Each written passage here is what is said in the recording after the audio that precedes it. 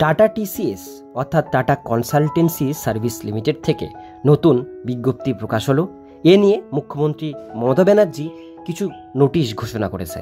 এই ঘোষণায় কি বলা হয়েছে টিসিএস নিয়ে আজকে ভিডিওটির মধ্যে দিয়ে সম্পূর্ণ ডিটেইলস তথ্য আপনাদের জানানোর চেষ্টা করব। ভিডিওটির সঙ্গে থাকুন, ভালো লাগলে লাইক করুন, চ্যানেলে প্রথমবার হলে সাবস্ক্রাইব করে পাশের বেল আইকনটিকে অবশ্যই বাজিয়ে রাখুন। তো চলুন ভিডিওটিকে শুরু করা যাক। পশ্চিমবঙ্গের তথ্য প্রযুক্তি খাত নিয়ে নতুন সিদ্ধান্ত নিয়েছেন রাজ্যের মুখ্যমন্ত্রী। তিনি জানিয়েছেন কলকাতার নিউ টাউনে টাটা কনসালটেন্সি সার্ভিসের নতুন অফিস ক্যাম্পাস খোলা হবে। এটি শুরু হলে প্রায় 25,000-এর মতো মানুষ কর্মসংস্থানের সুযোগ পাবেন। তিনি আরও জানিয়েছেন বেঙ্গল সিলিকন ভ্যালি হাবের 20 একর জমিতে এই অত্যাধুনিক ক্যাম্পাস তৈরি করা হবে। সম্প্রতি New Town Kolkata Development Authority টিসিএসকে এই জমি হস্তান্তর করে দিয়েছে।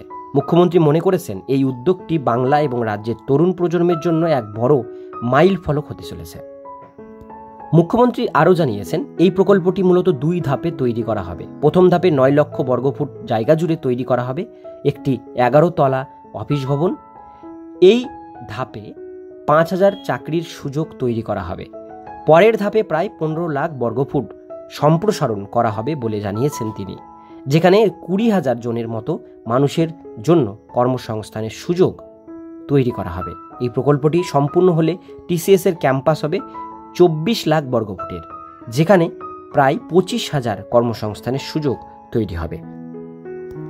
নিউ টাউনকে কেন বেছে নেওয়া হলো? নিউ টাউন এখন বাংলার তথ্য প্রযুক্তি খাতের কেন্দ্রবিন্দু, কারণ বেশ কয়েক বছর ধরেই এখানে অনেক বড় বড় সংস্থা বিনিয়োগ করতে শুরু করেছে। মুখ্যমন্ত্রী জানিয়েছেন বিগত 3 বছর ধরে নিউ টাউনে 30টির মতো তথ্য প্রযুক্তি প্রকল্পের জন্য জমি বরাদ্দ করা হয়েছে। শুধু তাই নয়, নিউ টাউনের পরিষেবা, পরিবেশ, আধুনিক পরিকাঠামো এবং দ্রুত সংযোগের সুবিধা ইত্যাদি সবসময় বড় বড় সংস্থাগুলোকে আকৃষ্ট করে।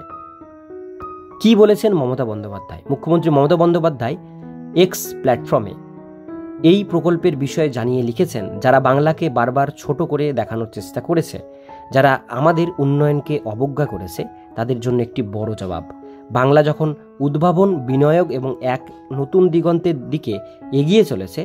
এছাড়াও তিনি বলেছেন বেঙ্গল মিন্স বিজনেস, আর আমরা কথাই নয় কাজে বিশ্বাস করি।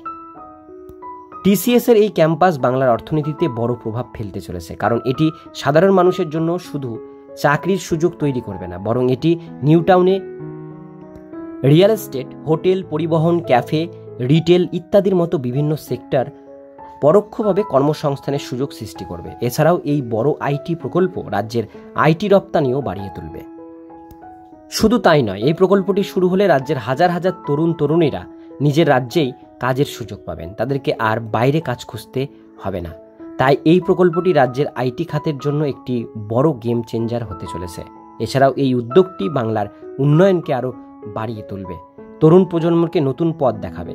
রাজ্যের মুখ্যমন্ত্রী আগেই জানিয়ে দিয়েছিলেন যে এই রাজ্য সরকার তথ্য প্রযুক্তি খাত সম্প্রসারণ করার জন্য কাজ করছে। মুখ্যমন্ত্রীর মতে এবার আর বাংলার উন্নয়নকে কেউ থামাতে পারবে না।